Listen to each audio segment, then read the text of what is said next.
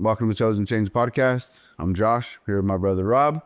We have a special guest today, Miss Arryanah. Arryanah is probably someone that has endured more before the age of 18 than a lot of people have in their whole life. So I'm excited to hear her story and just to have this conversation and just the resilience. We appreciate you coming on, so we're excited about it. Thank you. Yeah, I'm really excited to be here. I really like what you guys have started here, so it's great to be on here and be a part of it. Have you watched some of the podcasts? I have. Yeah. So my coach was actually on here, Coach Baca. Oh, okay. So Which one was your favorite episode so far? probably Coach Baca's. That Okay. was really good. It was really good. Good perspective on there. Well, let's dive in. So let's start off with childhood. Let's talk about your growing up, what growing up looked like for you, and I'll let you kind of take that from there. Yeah, so I was born out of wedlock. My mom was 19, my dad was about 29, and from the beginning, they weren't married, and they never got married. My dad struggled with alcohol and drug abuse all his life, and I would say that after I was born is when it really escalated and got worse. Not that it was because of me, but because he really desired some sort of relationship with my mom, but the lifestyle that he was living just didn't align with what she wanted for the future, and I think that really got to him over the years. So Was it just you, or was it the only child, or was there So- siblings as well? I have half siblings from my dad. I have 3 older siblings from him. But growing up, were they with you as well? Not too often. So my oldest brother lives in Texas. He lives out there with his mom and his stepdad. Yes. And then my other older brother, my older sister, lived here. So sometimes when I would be with my dad for the weekend, they would be with him, but I was never close with any of my siblings growing up. It was just on Your occasion. dad and your mom were together. It was just you. They just were raising you Yeah, so it was mostly my mom. They were never together to raise me. under the same roof. Yeah. Got it. So it would be, my dad would call and say, I'm off of work this weekend. Can I take her swimming? Got it. So it would be stuff like that. And, I guess you could say I was a daddy's girl growing up. I loved my dad and everything that we got to do. What we call was a Disneyland dad. So anytime that I was with him, it was always just fun. Like everything just seemed good. So I think that's why growing up was so hard for me to recognize the state that he was in, because everything was always good. Yeah. Yeah. Not a lot of that really didn't affect you personally, but around you and your mom seems like she took a lot of that. She definitely took the load. Yeah. So she was always protecting my dad for me growing up. My dad would not show up sometimes, and instead of bad mouthing my dad and look, he's not here, she would be like, well, actually, like, we're gonna go do this, we're gonna go to the ranch, or we're gonna go watch our own movie, I'm gonna take you swimming. So she always had to pick up the pieces. That's awesome. For him. I commend her for that, because Oh yeah. most moms or dads normally they bash on the other parent the moment they get a chance. It's like, see, I told you your mom or your dad, not going to pick you up. Like, I know for me personally, that would happen to me where my dad would get called to work or something, and any opportunity my mom had, like, she would eat him alive. And vice versa, when I was with my dad, you sure you want to go back to your mom's? And I'm like, yeah, but it's funner here, you could do this more. And I'm like, well, okay, well, that does sound good, but it just always sounded too good to be true. That's how it was for me. Whenever my mom wouldn't pick me up, my dad would be like, see, I don't even want to go with her. Yeah, I don't know. She don't care. And I'm like, but I know she, like, you know what I mean? Yeah. I'm like, I know she cares. And then, but like deep down inside, I was probably the one that just cared and I just wanted to be with her. Yeah. So I definitely do. Like, I mean, to see the other side of your mom's like, hey, like, let's pivot, right? Let's figure it out. So you're not just staring at it. Like, I used to just stare at my dad's like, well, you could sit there and wait for her then all day. Yeah. Legit stubborn, just. And there were times where she couldn't hide it. Like, one vivid memory that I have was he was supposed to pick me up and I was supposed to stay with him for the whole weekend to go swimming. So I had my backpack packed and I was sitting on the stairs waiting at the door. And I just remember I kept running to the kitchen to look at the clock on the microwave. And I would come back and I'd be like, no, like, he's gonna be here. And she'd be like, are you sure? Like, we can go swimming. And I was like, no, like, he's gonna be here. And I just sat there and I just remember going to my room and covering my head at the blanket and just crying and crying. And that was probably the first time that I really saw for myself that my dad wasn't there. And I wish I could say the same for my dad, that he never badmouthed my mom. Yeah. I know he loved my mom and he desired for us to somehow become a family, but whenever I was with him and she knew that he wasn't doing well, you know, she knew the state that he was in. She knew that we were homeless. And there would be times where she would just not let me stay the night. Like, you can pick her up for the day, but she's not going to sleep with you in a tarp. Like, that's not what we're doing. And He was homeless? yeah, my dad was homeless. So there were times where I thought we were just going to like a motel to swim, and it was because my dad didn't have a home, and that made sense. Like, you know, we lived out of a bag. There was a time where we set up a tarp on someone's porch, and me and him slept in a sleeping bag together to stay warm. And so he just told me, like, we're camping.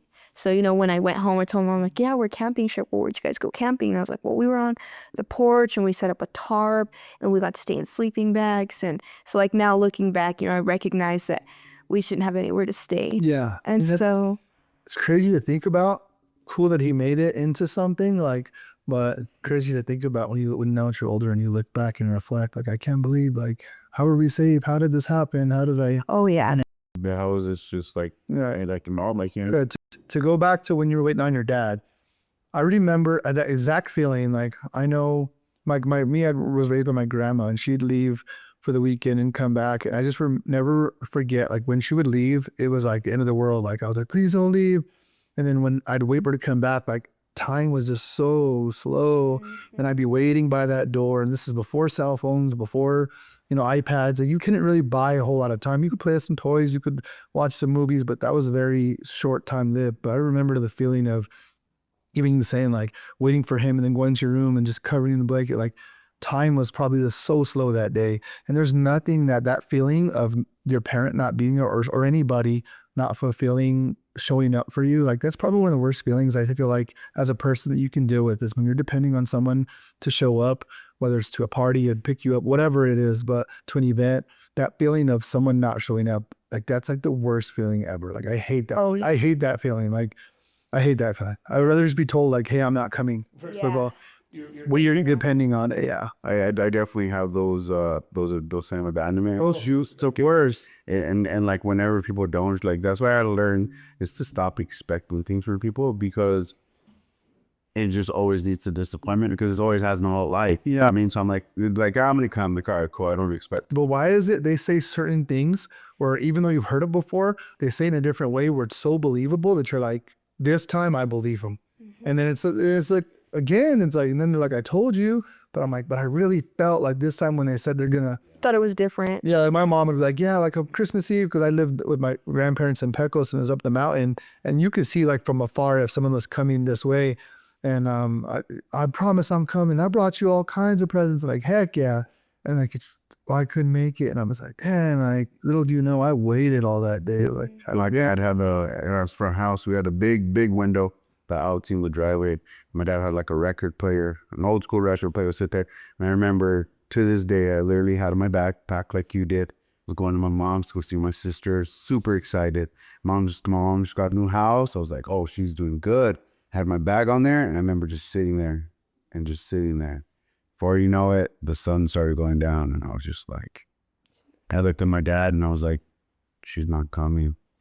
And that was the last time I ever waited on my mom. yeah. But I went to my room, same thing. I just cried, and I was just like, why doesn't she want me? Like, why? Like, why? Yeah. And it was, ooh, even that. I think what's hard, even as like now that I'm 38 years old, an adult, the issues what that caused, it's harmed me as my adult life of trusting people, counting people on their word in my relationship. Even though it has nothing to do with that, it's definitely something that I've made sure that I'm trying to break it. That's the word. Yeah. That's like the mantra of breaking that. But I'll be honest, like, it still weighs on me, because I'm like, well, I'm not gonna let anybody let me down anymore. That's why, like, now with my kids, I make sure I show up to everything. I don't care if it's the littlest thing in the world. I'm showing up, because I just remember being that kid and no one showed up. Yeah, you know that. Or that one person. Like, I mean, everyone else could have showed up, but that one person that you wanted to say they're gonna show up, they didn't show up. Like, that's why I show up for everything. I don't care if my son has a 2-minute speech. Like, I'm showing up. I don't care. You're saying, have a good day, everyone. I'm there. Yeah. So pretty much got it. So I would say you have your mom, you have your dad, you're going back and forth. How old until we get into that survival and that growing up mode? Like, how do you want to transition into that? Like, right here, I'm reading the timeline here. And how do you want to take that? I don't want to miss anything in between No, where we're at and where you want to get. yeah. So between going back and forth at a young age, right? That's just how it started. I was used to it. I was about 1.5 years when my mom got married. She refers to him as the devil. She's married the devil. I witnessed my mom face a lot of verbal, emotional, and physical abuse at a really young age, and it really sticks with you. Looking back, I mean, you can ask my mom, like, this isn't me trying to, like, change anything, but I matured very quickly at a very young age. So by the time I was 1.5 years, 2 years old, I was talking in full sentences. I was already potty trained. Like, I just had to be there for my mom. I felt in a way growing up that, like, I was supposed to protect her, that was my job. So I think that's a lot of why I didn't tell my mom a lot of what I went through those years. And when she was with him was because I already saw how broken she was being in the marriage herself. So in a way I thought of, well, if I told her like what he did to me, like what would that do to her? She's already so broken, like that would be the end. Yeah, that might push the limit. Yes. Well, I'm assuming when she met him before they got married, there was a good to him. I mean, for her to marry him, he probably put on a little bit of an act, right? Or was he good at all to you guys, or was he just a jerk and she just wanted to be with somebody? So the crazy thing is, so she met him at work. She was working at Camping World, and they got married within a few months of working together. And she's like, this is her exact wording. So the night of their wedding, she went into the backyard and he was getting high on drugs. And she said she just had that instant regret, like, what did I do? And it was from that moment on. There was never a good point in their marriage. We never lived with him for longer than 6 months on end before it would get so bad and heated in the house that we had to go live with my grandparents for the weekend. And then we would come back and she would think it was good, and it wasn't. So the last time that she was with him, I was about 4, and he had gotten in a really bad car accident. He totaled his Tahoe. He had broken like his arm, his leg, all the stuff. So she took his clothes to the dry cleaning, get all the blood out, and she brought it to him. And they got into an argument, and she threw his clothes at him, and she was like, we're not coming back. And he's like, you'll be back. You always come back. And just that fear as a kid, there's so many vivid memories that I have of him standing in front of the door, not letting us leave. You know, their physical altercations, her throwing stuff at him, she's dragged me barefoot, down the street, and we ran to a neighbor's house just trying to get away. Yeah. Like, those things stay in your mind, that fear and that survival mode of just, how do we get out? Like, always looking for an exit. Mm-hmm. And so through all this time, my mom was having her own medical issues. She got diagnosed with lupus, which is an autoimmune disease. And it deteriorated her hips, so she was losing a lot of mobility. So, for example, she would drop her keys on the floor. She couldn't even bend down to get those. So by the age of 2, I was dressing and bathing my mom from the waist down. I was her legs. Anything that fell on the floor, I was right there to pick it up. So she couldn't walk, right? She could walk. It was like a really bad, I think we have a video, like a really bad limp. She was trying. It probably hurts a lot. Oh, yeah, a lot. And so she got bilateral hip replacements when I was a little bit older, but until then, like I said, I was her legs. I had to pick up everything off the floor. She would sit on the bed and she would teach me how to tie shoes, so I could tie her shoes for her. I'd put her socks on, and I remember she had this little like claw tool, so if I wasn't there, she could pick something up. All this while dealing with him still. Oh, yeah. So I think a lot of it had to do with the abuse that was going on, and it kind of just escalated. It's like her body was decaying as she was dealing with this kind of abuse. And so seeing my mom, in a sense, kind of dying before my eyes was really hard. And I think that's why I really put it on myself to grow up. Like, okay, I can't let my mom go. She's all I have. So I have to figure out how to make this work. Gee, that's crazy. I could definitely probably figure too, just the stress and the anxiety from everything she's dealing with, how much that also played a factor. You know what I mean? Like, yeah, her body just shut down. She can't. Yeah. And he wasn't willing to help with anything? No, not at all. Was he worse, knowing she couldn't run away or go to someone's house? Yeah. Was it because he knew she probably couldn't leave? Exactly. It was harder for her to leave, like physically and emotionally. One of the, I think, scariest moments that we had was we went camping, And we were in the trailer, and thank goodness that my grandparents were there, or who knows how much it would have escalated, but they had got into an argument and were fighting, you know, cussing each other out. And he threw her on the bed of the camper and he jumped on her hips. And my mom was really tiny growing up. She was really small. I'm bigger than my mom was, you know, when she had me and when she was a young mom. And he was this huge dude, like my Uncle Biggie. He was about his size, and he just jumped on her hips. And so my grandparents right away, you know, they came in and they separated it and kind of like separated them. But to see how someone just could do that, knowing her condition, knowing how much pain that would cause her, and to see like that didn't even cross his mind, it's a scary thing to think about. Like if he could do that, like what would he do if there wasn't someone there to stop it? For sure. Dang, that's crazy. He doesn't seem like a very good man at all. So that's how old are you now? 32? 2? 2 and 3, yeah. She's still married to him? Yep. So they finalized the divorce later, but when I was about 4 was when we officially left, and I stopped. 2.5 years? Yeah. It was a very short marriage, but within those 2-3 years, a lot of damage was done, and a lot of it wouldn't be told until 10, 13 years later. Like to you? To my mom. Oh, to mom. Oh, really? There's a lot of things that I hid from my mom. Oh, I got it. Out of protection. I thought I was protecting my mom and not telling her, and then also out of fear. You know, when someone like that, you know, watching what he did to my mom and then hearing his threats to me, if you ever tell your mom, I'll kill you and I'll kill your mom. That's a fear that I can't even put into words, that I can't explain to you. It doesn't cross your mind like, I'll tell someone. So when they divorced, you're like, okay, or I'm sorry, you were only 4, so you waited until you were older until you felt she was safe, secure, and then whatever it was you wanted, you talked to your mom to kind of get it off your back. Yeah. I won't go there yet, but so 4 years old, they divorce. What's life look like at that point? My mom and I, so she got most of our stuff. We ended up getting the trailer that we took camping, and we parked it in my grandparents' front yard, and that's what we lived in for a while. It was me, my mom, and my dog. And that was just how it was. It was just her. We did our daily life. Yep. I call my grandma Nanny. My nanny watched me while my mom went to work. So I'm definitely really close with my nanny, especially. And just being in the trailer for a while, you know, we're already in their front yard. We ended up moving into their den. So at our old house, I had a bunk bed, so we put it in the den. It's a twin-size bunk bed, so you guys can kind of imagine the room is a little bit smaller than the room that we're in now. So we have a twin-size bed against the wall. Me and my mom sleep on together.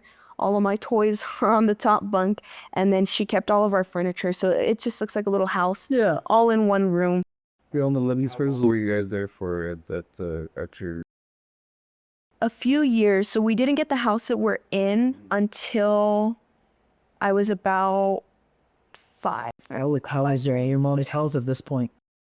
So she was getting ready to get her bilateral hip replacement. She's doing the consultations. They had told her that they gave her too high dosage of a steroid in a short period of time. That's actually what deteriorated her hips.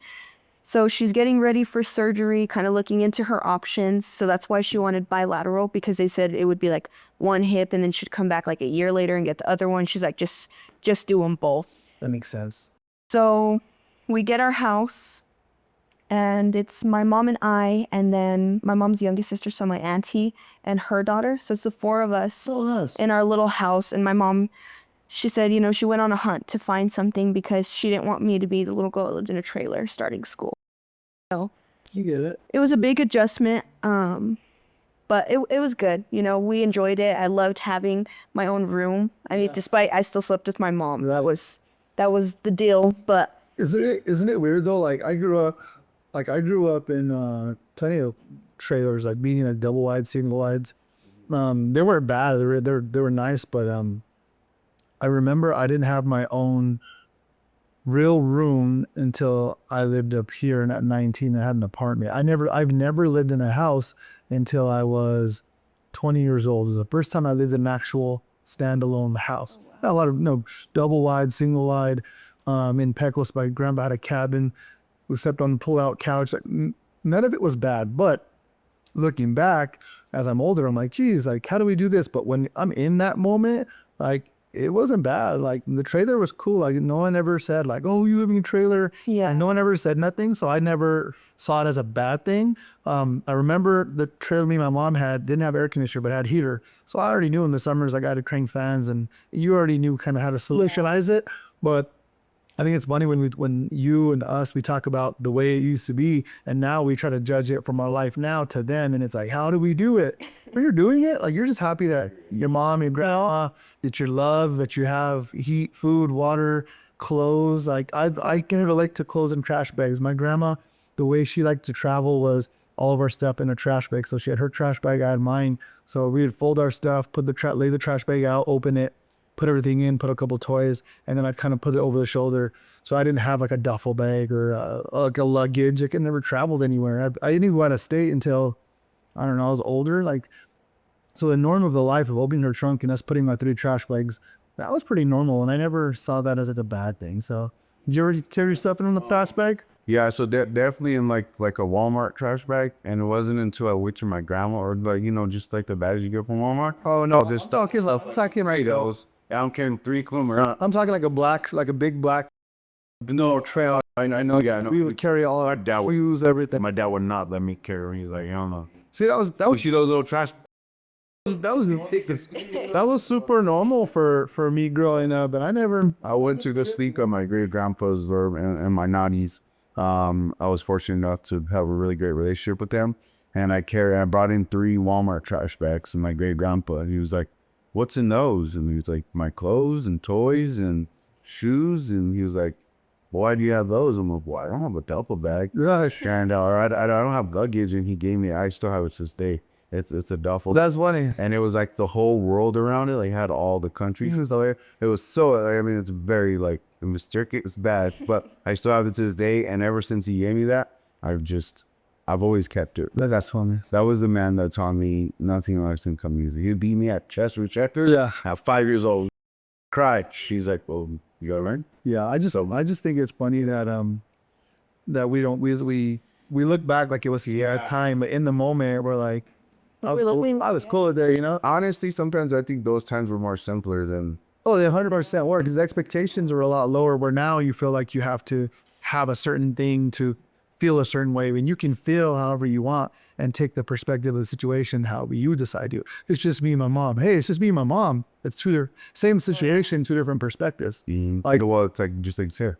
It was just us and the den. It was better. It was cool. Right. So you're We enjoyed it. Yeah. And the den was better than the trailer, and the trailer was better than being with the ex-husband. Yeah. So there was a level up just in an emotional sense versus like a physical. We didn't have this big mansion of a house. Like, that wasn't what was meant to be. So. Oh yeah. did not even have the big Yes, for real. Yeah. small home. Anything was better than getting out of that house. Yeah, for sure. So you're about how old? 4 now? About What's 6. this? You're I'm starting kindergarten. school. So I started kindergarten. My mom's going to cosmetology school. So when I was 7, I met the man that I now call my dad. He was an electrician. I think they met at Dirty Bourbon. I was about to ask you, how did they meet? Dang. Yep. We are old. I remember when Dirty Bourbon opened. Like, I was in there opening night, but I definitely remember when it opened. I was reading the recap and I was like, holy crap. So they met at Dirty Bourbon. What year? What year is this? How many? And she's what, 18 now? To 2014, 2015? About 2015, yeah, because they got married in 2017. Yep. That is crazy. Okay. So they met dancing. That's awesome. And she was checking him out. He was the guy in the cowboy hat. She's like, I want that one. So they got each other's number, and she ended up getting her bilateral hip replacements. But I was staying with my grandparents, so she was staying at the hospital by herself. He's an electrician. He's actually working at Presbyterian. He sees her, and he's like, what are you doing here? And That's like, crazy. I had hip replacements. And he's like, well, is anyone staying with you? And she's like, no, my parents are watching my daughter. And he was like, well, like, I know we're just friends and we just exchange numbers, but would you mind if I stayed with you so you're not by yourself? And she was like, no, like, I wouldn't mind at all. Oh, poor guy. I was so mean to him when I met him. Mind you, that sounds weird for a normal situation, but knowing him, and I've met him, I can see the comforting way he approached her, and I can totally see her being like, yeah, I don't mind at all, because he's such a nice, easygoing guy that you have to know him to hear that, to understand that story. And be like, oh, I could see he was just being kind. Like, he didn't have this alternative motive. Like, you could just see. He'll give you the shirt off his back. No, yeah, he is that guy. So for anyone who doesn't know him or is hearing it, it's like, oh, it sounds weird. Like, you haven't met this guy. You met him. You can see why she'd be like, please, like, I would love to have your company. Like, he's a really welcoming, nice person. So I'll let you continue. Sorry. Yeah. So he drove her back from the hospital when she finally got to come home. And I remember, running out of the garage, so excited to finally see my mom again. And here comes this guy, and he like opens her door. I'm like, who's this guy? He's this guy. I remember I like pushed him out of the way and like hold the door, and I'm looking at him like, I got it. So she like walks in, and she's like, this is my friend Miklo. I go, hi. I don't care who he is. Yeah, right. Like, there's the door. Right. Need you. So he starts coming around more, and they're hanging out. I'm kind of just like, who is this guy? I remember like my mom would turn her back and I'd stick my tongue out at him. Like, I was so mean to him. I did not like him. He would just kind of look at me and be like, But we also have to look at it from your side. Like every person that's ever been around her, oh yeah, it's been traumatic, right? I didn't want anyone there. It's like another cycle repeating, and you're at that age where you're starting to realize it. So then you're like, wait, hold on, they're not doing this. Yeah. Shit. You know what I mean? Like, nope. Like, I didn't. In my mentality was, I don't need another man in my life. But it's me and my mom, and we got this. I don't need you. Especially probably what you thought a man wasn't a very high standard. You probably thought, like, I don't need another situation. Like, Exactly. I need another bad turmoil. Like, you really did. we're finally So starting. did you have, had grandpa? Is grandpa around, or was it just grandma? Yeah, it was grandma. So grandpa was the only father. Oh yeah, he was So basically he was like, my dad. Yeah. he was the model of a man that you knew at that time. Yeah, the two major male role models that I had in my life was definitely my grandpa, and then actually my dad's brother-in-law, my Theo James. Oh, nice. He was like my dad. So I remember, my mom would call him and tell him like when my dad wouldn't show up. And my Theo James was the first one to show up at the door and say, we're going to go do this. He takes me to Hinkle. That was like our theme. That's awesome. So Thank God for men like him, right? exactly. I don't know. They don't have to, and they still step up. Yep. So they start dating. He moves in. When I was 9, they get married, and life just seemed to be going the way that it was supposed to. I did, yes. Yeah, 9, you liked him. I grew out of my little phase. How long was that phase? About a year, 2 years? Maybe about You seem 6 months to a year. Probably 6 months. Yeah. 6 months to a year, and then Not a while. yeah, so they got married. We're adjusting to our new life. I'm meeting my now extended family, and Did he move in and your aunt moved out, or you guys moved in with him? no, he moved in while my aunt was there, and then my aunt got married, and Yeah. she moved. And both your aunt and your mom got married, huh? Yeah. Good for them. Yeah. So life was adjusting. We're making the big changes, I'm starting to kind of have to give my mom up to her husband now. I'm starting to sleep in my own room. I'm starting to go with my grandparents so they can have alone time. I'm used to just always being by my mom's side. So it was definitely really hard to me. I was very attached to my mom. So making those adjustments was good, but it was definitely a struggle. And I didn't have resentment towards him, but I had a little bit of jealousy. We're losing time. Yes. But in general, mom's married. Your mom is finally happy with the man she has always desired to be with. You have a stepdad. You have a couple siblings you've added on in your life now from him, right? How many? I have one younger brother. Okay, so you have a brother, stepdad, one big happy home. Everything's finally going great. You're in school. What grade are you in now? I think like second or third grade. Second or third. Now, the next thing we want to get into, which is the next chosen to change moment in your life, is I'll let you take it, the medical side. So Yeah. fast forward me to that. Everything's going good. Life is good. Yep. What happens? We're adjusting. I have my mom. I have a dad. My mom is expecting at this time. I'm about 12. COVID hits, everything shuts down, and I start having these medical issues. So the first time it happened, we're at a park with my mom's best friend and her kids, And I told my mom, I kind of don't feel good. Like, I kind of feel like really like weak, like I'm going to pass out. Like, I don't know what's going on. She's like, well, you guys been running around. Like, go get some water from the car. So I go to the car by myself to go get water.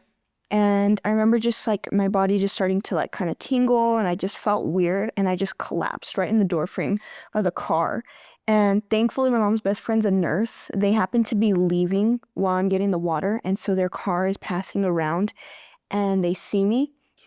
They get out of the car and she picks me up. She lays me face down in the grass, and I'm just crying. I'm like, I can't feel my legs. Like, I can't feel them.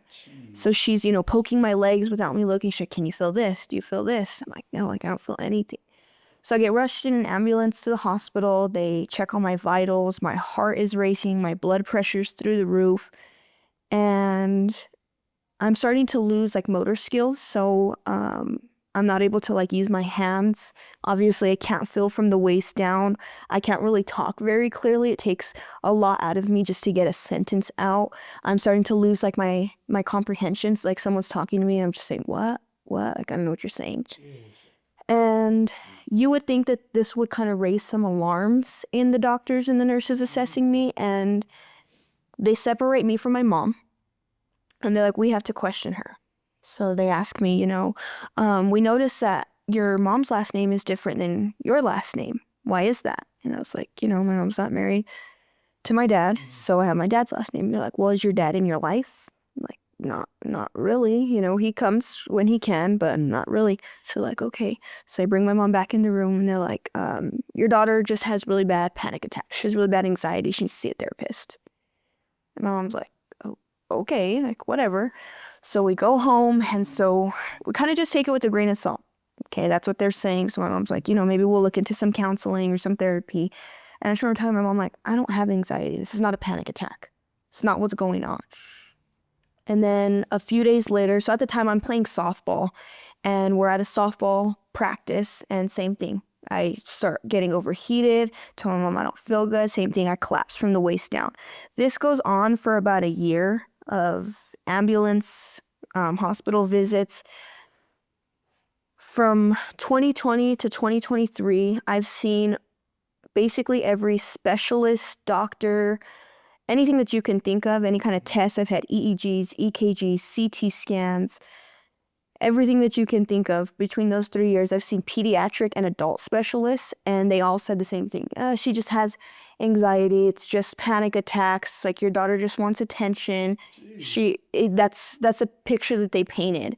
And I just remember telling my mom, I know that that's not what's going on. I know that there's something going on in my body. As a kid, and that never happened. So now things are going good. Why would you all of a sudden be wanting attention when life's a lot better than it used to be? Yes. And that's probably how you're thinking. Like, you think now's the time for you to cry? Like, I could have had plenty of times I could have cried. Exactly. Like, Especially whenever I had all the attention. and then you're dealing, so while you're like going through it, triaging all these doctors, you're still going through all these pains, right? So how often are you feeling this tingle and this, how often is that happening to you? It's happening 4 to 5 times a week. Jeez. So I'm Everyday life, was it taking over? Oh yeah. So they Now anxiety probably is coming in because you're worried about having that feeling. definitely. So You're like, oh man. Yeah, no, I'd be freaking out. our life kind of completely changed. So my mom's like fully blown pregnant, trying to pick me up and put me in the car to drive me to the hospital. I'm collapsing at Costco. I'm collapsing at home. I'm collapsing at practice, at the store, running errands. It Like, wasn't even like a certain thing that they could pinpoint it at, right? no. Well, this, whatever it is, it's just I mean, you would think, as many things have happened, as many people that have been around now, there was some type of comparable of some sort. Well, that's the thing though, like just from hearing your conversation from mine, like my wife has like certain things, there's not a lot of doctors that really care to really look into it. They just bypass her. Oh no, you're fine. You have this, and this. To try to like generalize this symptoms to how other people. And she's like, and she'll tell me, I know that's not what's wrong with me, Josh. I know that's not what's wrong with me. And I'm like, okay, well, like, I'm not a doctor. Like, but it sucks because she's helpless in that moment. Like, I know she's like, how do I say it? She's looking at me like I need help, but it's also like, I can't help because I don't know. So I don't know. So after 8 years, what did they determine it was? So I was in physical therapy for a while, just from previous injuries that never fully healed. In sports and stuff? Just sports, yeah, in general, which we would later find out had to do with my diagnosis of why I was getting injured so often playing sports. But my physical therapist was like, there's this thing. It's like it's really rare. It's not very common. Not a lot of people have heard about it, but I mean, you kind of show like some symptoms of it. I understand that you were a gymnast and a dancer, but there's other parts of your body that are extremely flexible that like shouldn't be flexible. Like your elbows go really far, your knees bend really far back. Like those are kind of some concerning things with hypermobility. So I get referred to a doctor in the Denver Children's Hospital. So we fly out, or no, sorry, we drove out. We drove out one summer, and I go to the appointment. I see the specialist. They do the tests, and they're like, yep, you have EDS. It's called Ehlers-Danlos syndrome. So it's a form of hypermobility. So it's just where my joints, my muscles, my ligaments, tendons, cartilage, anything you could think of in my body is excessively flexible. So they go beyond a healthy range, and it causes a lot of just daily aches and pains in my body. And so they found out that these seizure-like episodes that I was having was either stress or dehydration. So if I was severely dehydrated, my body would just shut down. And so that's where I was getting these seizure-like episodes. Same thing with excessively stressing.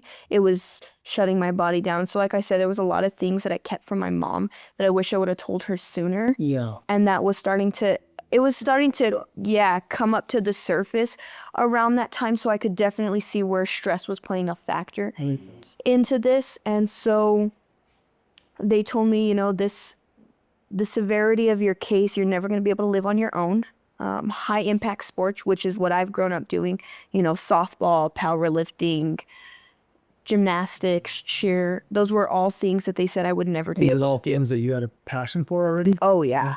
Like that was not something that was I was going to be able to cut out of my life. That's kind of, those probably was what was her escape to a lot of things in life was sports. And I know from a personal experience, football did that for me as a young man. That was my father, my teammates, my brothers, and that has always been something that I've kept dear to me because of how much it allows you to just break away from real life and just enjoy whatever sport or hobby it is. Yeah. I want to back up real quick. So you said you had some injuries. You didn't die with or didn't fully heal. When was the first time that those injuries started happening? So when I was 2, this is something that I'm actually dealing with now. I'm seeing a new doctor now to hopefully get to the root of this. But I used to cry that my legs would hurt, and so my mom's like, "Oh, like you're just growing pains." Yes. I know exactly what your mom thinks. So I'm 18 now. Okay, so I mean, even back then there were signs. Yeah. Just like small, gradually build up all the time. Yep. So I'm 18 now, and I still get the same exact pain. And obviously, I'm done growing, unfortunately. So we're trying to eke that out. you can communicate it more. Yeah. And normally growing pains are like that age where the kid really can't say how they feel. They're just like, so it's different. Yeah. So there was a really bad injury. I was horse playing with one of my uncles, and he dropped me on the curb. So I kind of landed. So like there's like that concrete slab, and I landed just like that. And so it hit right on my tailbone. So I remember rolling over and like crying, my tailbone hurt. I got an x-ray. So I rotated my tailbone almost a full 180 degrees. And they were like, based on the way that you felt, like you should have just broke it.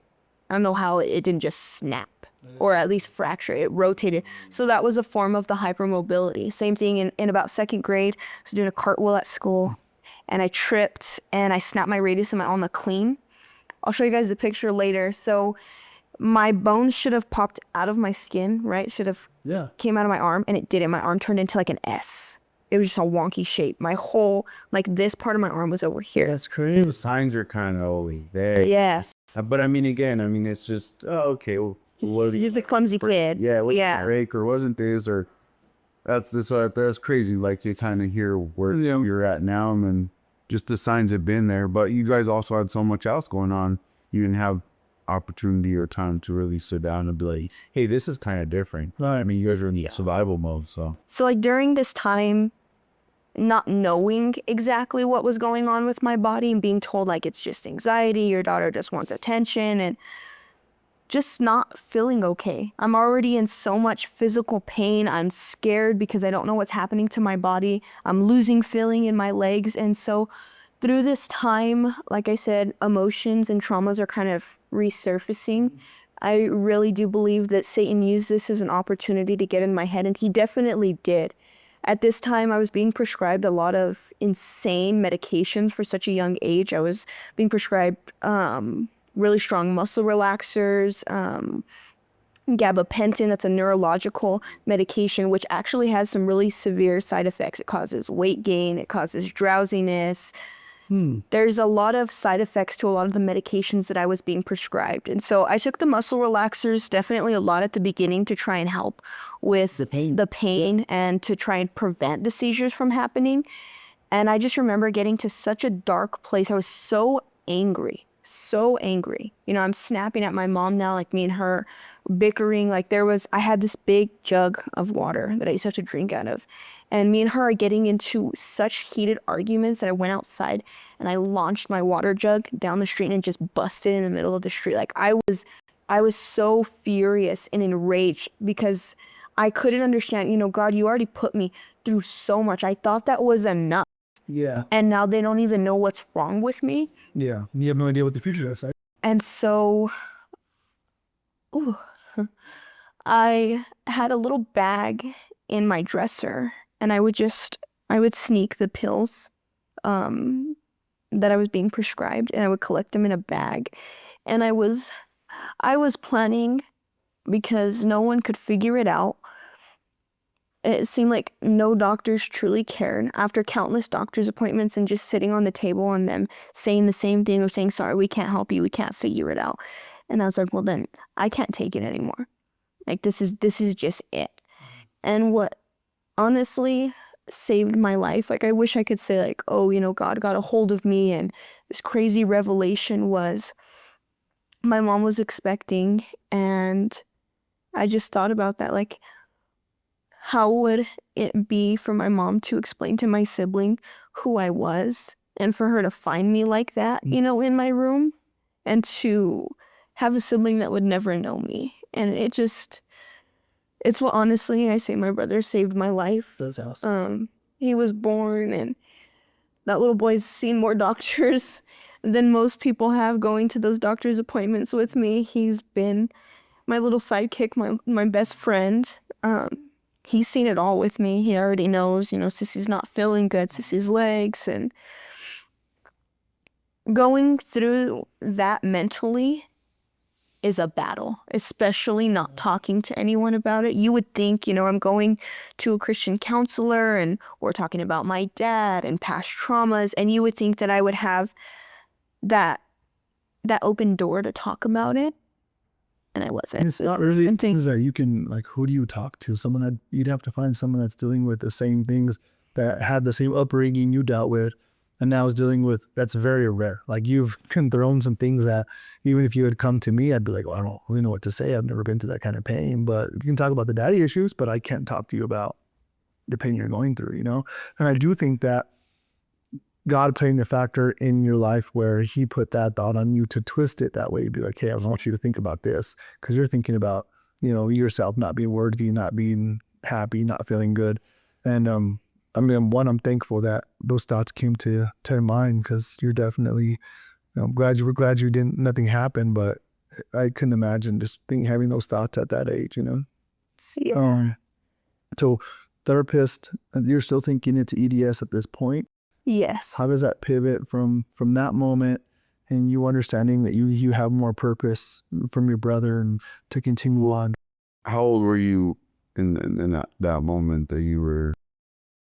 I was, We just said you were 12, 13. I'm not 12. I was like 13. 12 or 13. Was that COVID? Yes. Oh, so I can only imagine you locked up in Oh yeah, middle of COVID, at home all the time.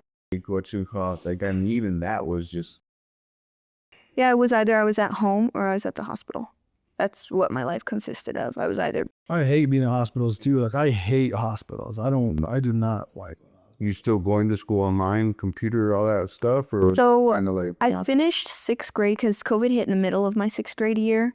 I finished it online and we attempted online school, but it was just getting too hard with all my medical stuff. Having to tell my doctors, she's at the hospital, but we can't give you a doctor's note because they don't know what's going on. I don't even focus on school at that point. I'd be like, screw school. So my mom ended up homeschooling me. We got a Christian curriculum and I was homeschooling.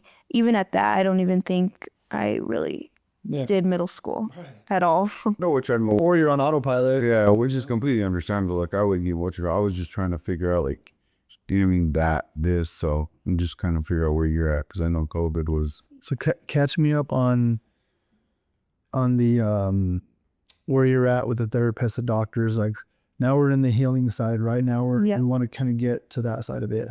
So they figure out that it's EDS. They're like, okay, we'll bring you back in a year and you're going to see our neurological specialist. You're going to see our pain specialist. And then you're going to see a specialist that's going to help you adjust your life because you're going to have to learn to live with this. It's incurable. We can't take it away. All we can do is learn how to adjust. So that's when they were telling me, no high impact sports. Because of the seizures, you'll never live on your own.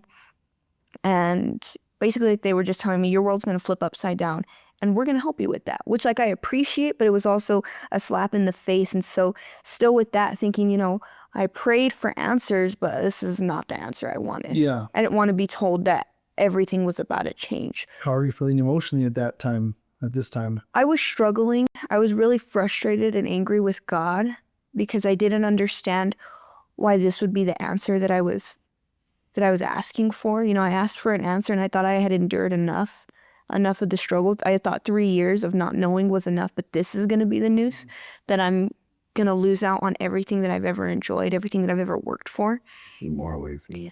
So a year later, we go up for that follow-up to learn how to change my life. And the doctor's, assessing me again. And she's looking at me, she's like, I don't know, you don't look the same. We're like, well, what do you mean? So she brings in a fresh chart. She's like, we're just going to reassess you really quick. We're just going to redo the testing that you did a year ago. Yeah. Cool. So she does it and she's like, okay, so you're definitely still very hypermobile. She's like, but the qualifications for EDS are no longer there. So she brings in like another doctor to kind of look at me and retest me. So they're redoing all of these tests and filling out the paperwork and they're adding up the numbers because it's like a score. They have to like score you on certain things.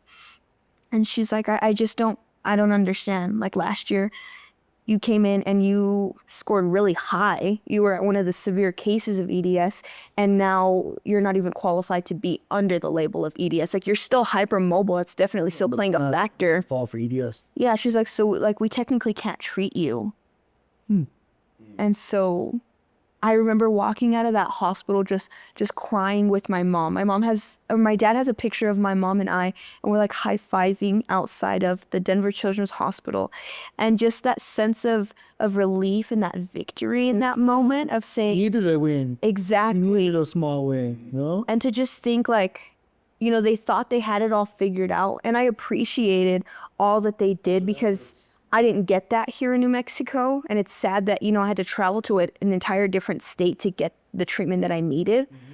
But to see God move in such a miraculous way and to look back and see all the times that he was just telling me to wait, to just be patient. I have a plan for you. You just have to trust me. And it would have made the emotional side a lot easier if I would have trusted him through it. For all of us,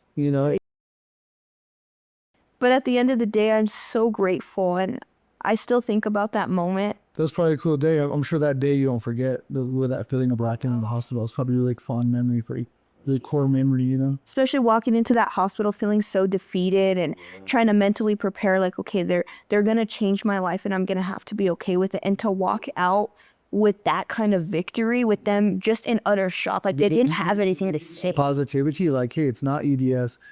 I think things are gonna was there something, what was the next step? Like, who did you have to see after or what? Well, they wanted me to stay in physical therapy because, I'm still having the symptoms, I'm still having the pain, but my physical condition wasn't as severe as it was a year ago. Good. So they were just kind of giving me some pointers, stay in physical therapy. They were still telling me, no high impact sports, make sure you're staying hydrated and things like that. And I came home and I feel like from there on is when I started peaking in life. I started growing.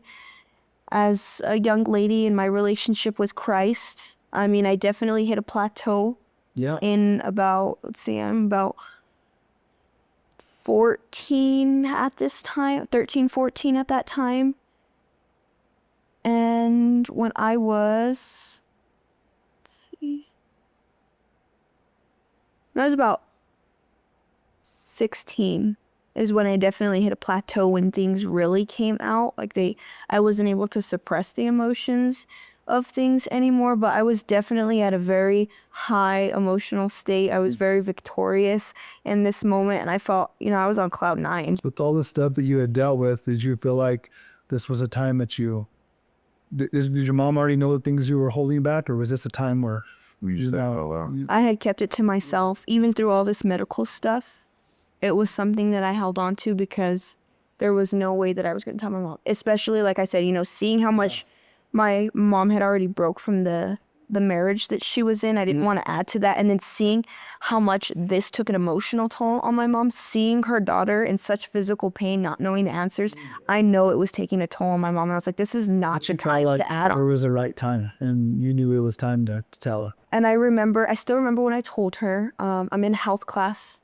I was 14 because I was a freshman. I was a freshman in high school. We're in our health class. It's actually my last class period of the day. And we're reading about what's okay and what's not okay when it comes to physical contact with other people.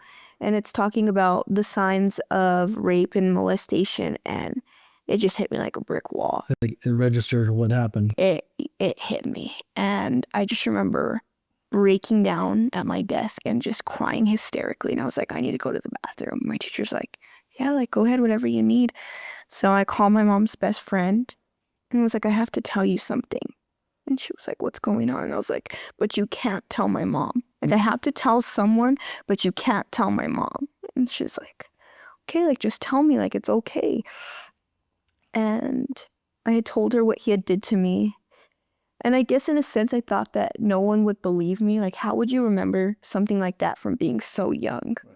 Like, most people are gonna be like, like, you made that up. You're too little to remember. And, she started crying on the phone with me. And I was like, how am I going to tell my mom? How am I going to go home and tell her that nothing's wrong? Like, what am I going to do? She's like, well, I get off of work in about an hour. Go home. I'll meet you at your house and we'll sit down and we'll tell your parents together. I was like, okay. So we get home. My mom could obviously tell that I was crying. She's like, what's going on? And I was like, nothing. Like, I don't want to talk about it. I'm okay. And she's like, okay, like, whatever. So all of a sudden there's the knock at the door and I just started crying because I knew, like, yeah, I'm going to tell her. And so Janelle shows up. My mom's best friend's name is Janelle too. That's awesome. So the four of us sit on the couch and my mom just starts crying, like, seeing me cry. She's, kind of scared. And I was like, I have to tell you something. She's like, just tell me. I was like, but I can't. Like, I don't know how. Trying, but it's not. And so I end up not being able to tell my mom, and Janelle has to tell my mom for her.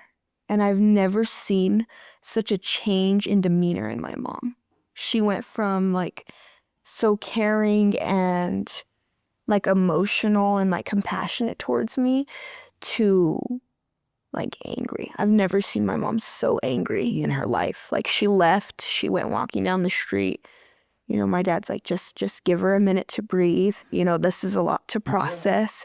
And I remember her walking in the house and she said, I'm going to kill him. Oh, yeah. And I was like, no, Mom, like, you can't. Like, what is that going to do to us if I don't have you anymore? And she's like, he still lives in the same house. Like, I'm going to kill him. And I was like, We should not. I mean, I'm just thinking myself as a parent, right? Like, you're like, not only did this, she knew it ruined part of your childhood, but not to that extent. You know what I mean? You're finding that out. You're just like, you know what I mean? Like, oh, hell no. Like, no, I'm not. Like, I got my blood boiling just to hear, just hearing about it. Because I mean, one night we have daughters, and even the care for you, it just can't imagine how anybody can do things like that, and they can get away with it. And my kid just tell me the other, I could only even imagine. I'd kill him, right? Like your mom said, I'd kill him too. Like it's the only thing that popped through my mind. Is no, I mean, after that, your mom left.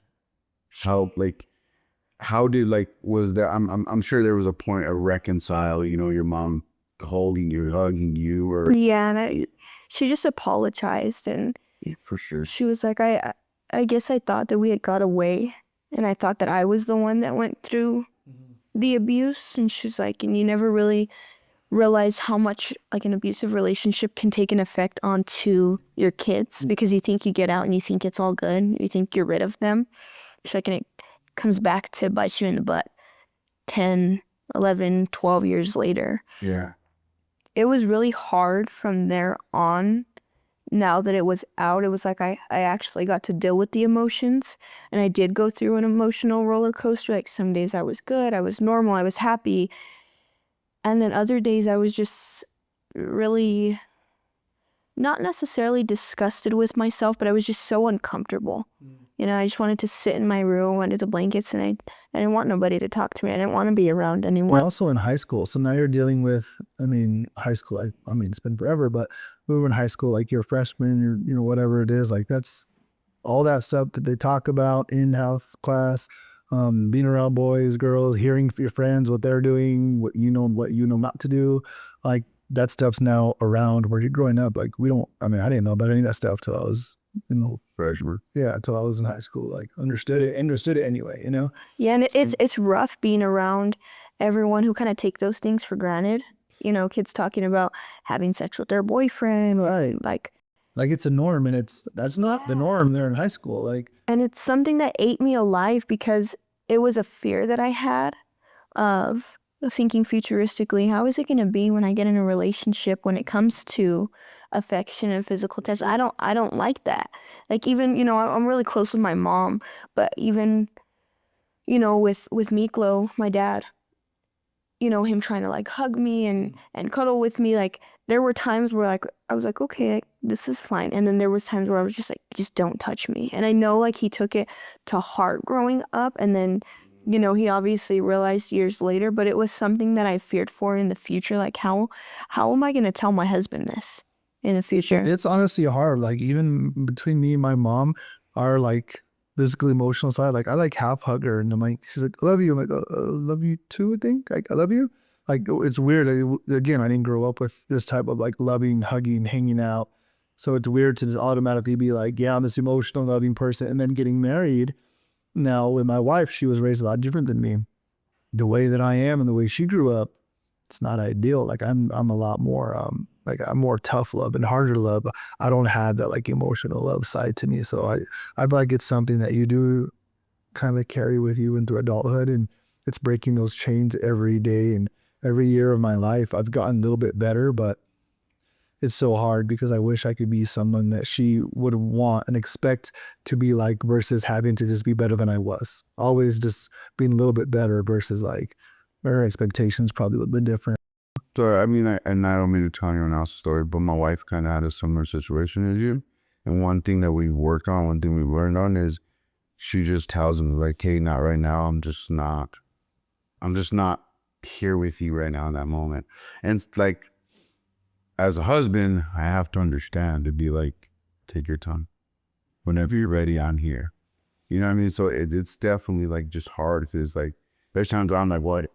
I want to know, like you, like that. Right. Always you think you're thinking selfish. Yes, I need it like so then I have to pull myself out of that moment and be there. Okay, is there anything I could do for you? Yeah. And 9 times out of 10, she's like, no. Yeah. And I'm like, okay. And I think something that was really hard for me when it came to telling my mom was that it wasn't just him, right? I thought I had got away from it and that I was going to figure it out and I was going to be able to ignore it. Well, we're living at our house and we have a neighbor about 2 houses away and they have 2 kids. The daughter, she was 3 or 4 years older than me. So, you know, obviously I wanted to hang out with her all the time. She was cool. She was older. I was about 9. And so it starts off, you know, we're riding bikes in the front yard and she's coming over and we're playing games at my house. I have my doll house. And so our families aren't close. It's just I'm close with her and she's welcome at our house. And it's like my mom subconsciously knew without knowing. But me and her get to start playing like out of sight from adults, right? We're in my room playing, and it starts off with, I was like, well, let's play school. And I was like, what do you want to learn about? And she starts bringing up like different body parts, and I was like, oh, I don't really know about that. I was 9. Yeah. What was I? Yeah. What did I know? Yeah. And it just escalated really quickly, and I didn't know how to tell my mom because, you get that gut feeling this is wrong, but you're so scared. And I didn't know how to tell. How do I tell my mom what she's doing to me? And I think what ate me alive the most was that it was a girl. You never hear about that. You hear about Right. a guy doing that to a girl, Right. but you never hear about a girl doing that to a girl. Right. And that's something that to a kid. it really gets to me because Good. Take your time.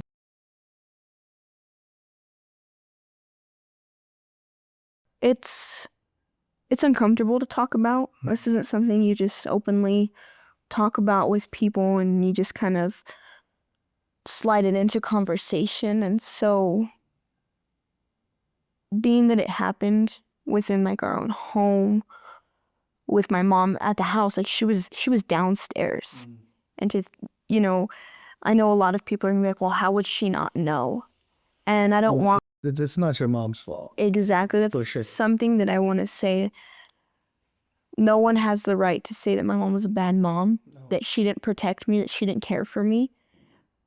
We got to a good place when my parents got married, but there was a lot of trauma that my mom was still dealing with from her relationship and from her childhood, that their marriage wasn't just they got married and life was perfect. Like I know I said, through the years we adjusted and, I finally had both parents, but I mean, they had some intense fights For sure. throughout the years, and I can genuinely see my dad has never called my mom like a name. He's never cussed my mom out. He's never laid a hand on my mom. They just got into some really heated arguments because she didn't have the trust that she should have in their relationship. And thankfully, like, they got to that place where they could. But to have that going on at home, like, when was the time to tell my mom? How was I going to tell her? And so now being older, talking to her about it, it gets to me, I don't know what life would have been like if I would have told her sooner.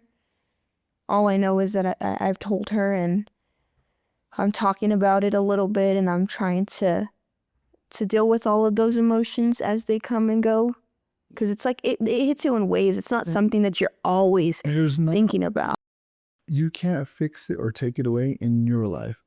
But what you can do and what you're doing with this is you're preventing it for somebody else. And that's how you need to look at it. Like, your story is your story, and there's so much you've dealt with at a young age, but you're saving somebody. You're saving another little girl. You're saving the next little girl that says, you know what? Or the next mom that says, hey, if that someone comes and plays my little girl, I'm going to be more cautious because I remember the story of this. Like, the people's lives that you're going to change off of your story is going to be the healing that's needed in your life. It's not going to be nothing that you can do to change. And that's what I want you to understand. And that goes in all our lives. All the things that we've dealt with and been through, there's nothing we can do to change it, nothing we can do to take it back, but we can help someone else out. And that, to me, is the most fulfillment and the most healing that can come out of it. Yeah. And all of this just makes me think of, yes, I was so young, but she was also really young. She wasn't this like teenager or adult, right? So it just makes me think, if this is what she was doing to me, then like, where did she learn that from? It's obviously a learned trait. Like, what was happening to her behind closed doors? And it makes sense as to why, our families weren't close. My mom didn't like her dad. And so I was never allowed to go to her house. I was like, you guys play in the front yard or you play at our house, but you're not going over there. So I want to jump into define limits and walking in freedom.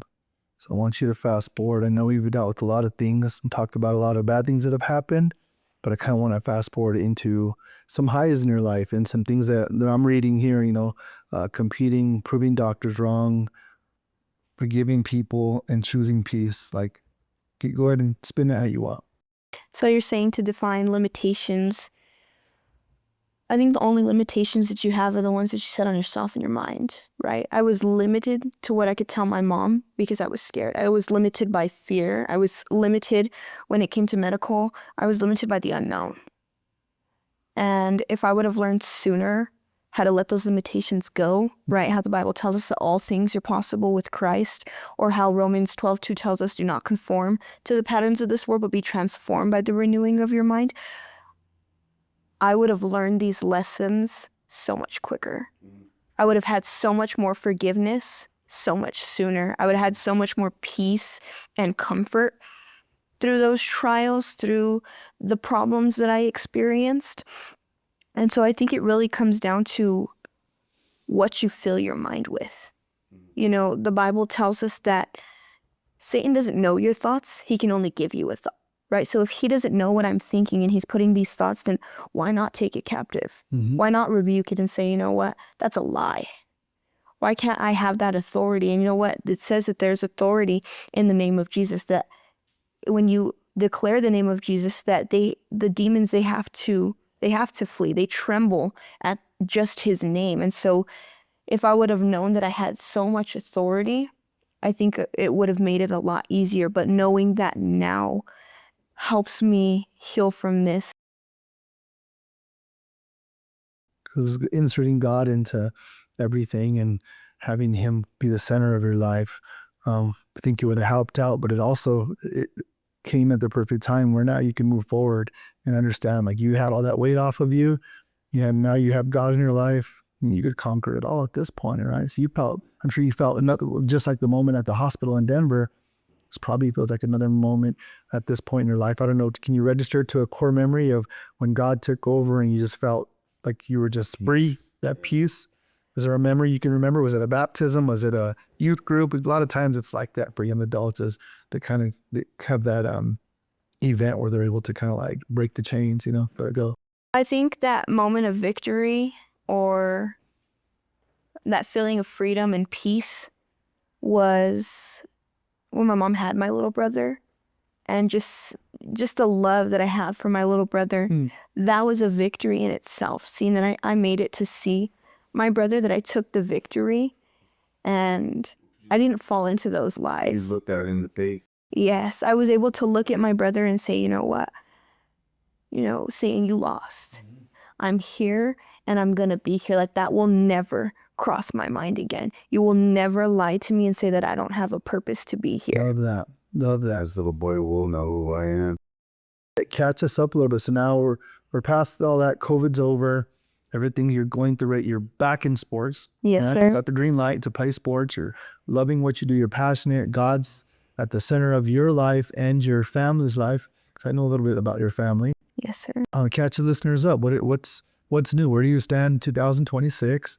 What will be the 10th, 11th? I'm not sure the date. Where do you stand today? What are you up to? Catch everyone up. I am finishing my senior year of high school, and I'm starting my senior season in powerlifting. So we have our first meet February 7th at Legacy, and I'm really just locked in and ready to rock it. This is my year. Last year I came in second at state, and this year I've put it on my mind. I've taken that victory already. That first place is, that's my victory right there. So I want to go to that. Let me know when that is. yes, sure. So I even have, I have a little mirror on my floor, and it says the face of a champion, and that's where I do my Bible studies. If I want to see the face of a champion, then why not look to God's word? And so that's what I'm equipping myself with this season, because what better way to glorify God than to stand on that podium and show everyone, everything that I've been through. There's no other way to acknowledge him. I have no other reasoning for winning state or even just being successful as a powerlifter than my relationship with God. He's the only reason that I even have the opportunity to step on the platform. I love that. I love it. I love that. Your family, everything is going good. Brother, mom, Miko, your dad, everything is going right. I'm super happy for your family. Meeting him, meeting your mom. We met, I think, a year ago in Arizona, and Yeah. you could just tell how much they loved you and how passionate your mom was talking about you and your brother, and your father's awesome, and him going on the walks with us and just getting to know him a little bit more. It's been cool to know more about your guys' life other than like social media stuff. So I definitely appreciate it. God's definitely been working, you know. Like I said, my real dad has been very inconsistent, and for the first time in 5 years, I spoke with my dad. I think the last time I talked to him, I was paying for collect calls while he was in MDC, and my dad went to church with me about a month ago, so I can definitely see God moving. I was working for him. I know that God's going to use me to be a testimony, to show my dad what it looks like to have a relationship with Christ, to get your life right, that you're not defined by what you've been through. But I'm excited to see what God has planned for my future. I'm excited.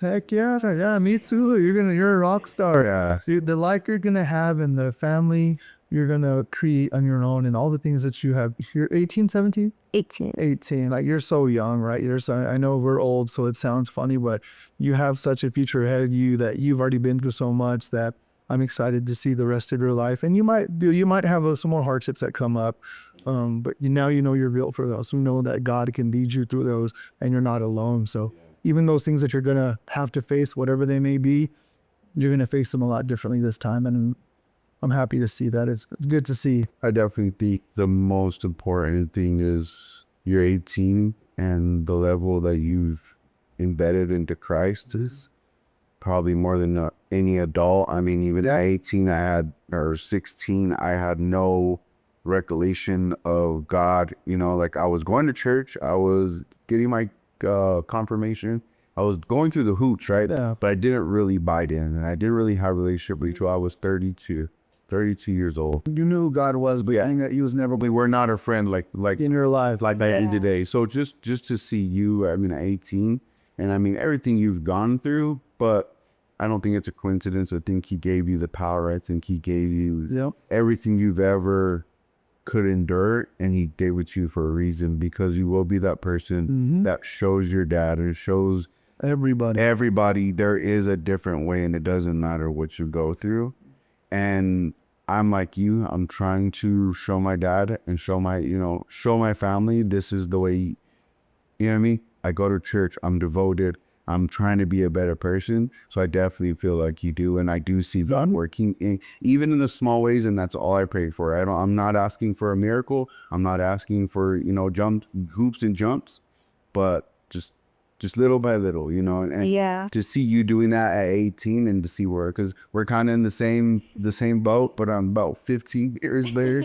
But, I mean, for me, that's just, I'm very, very proud of you. And I mean, I've only met you once. I'm super, super proud of you, and just the resilience you have. And I know it's not easy. I know your life has not been easy at all, but to see you stand here or sit here, smile, and the future is unlimited for you. Thank you. Yeah, definitely. But before we wrap up, they're almost at the end. I have a couple questions I want to ask you. They don't gotta be long-winded answers, however you want. What would you tell your younger self? Probably tell my younger self,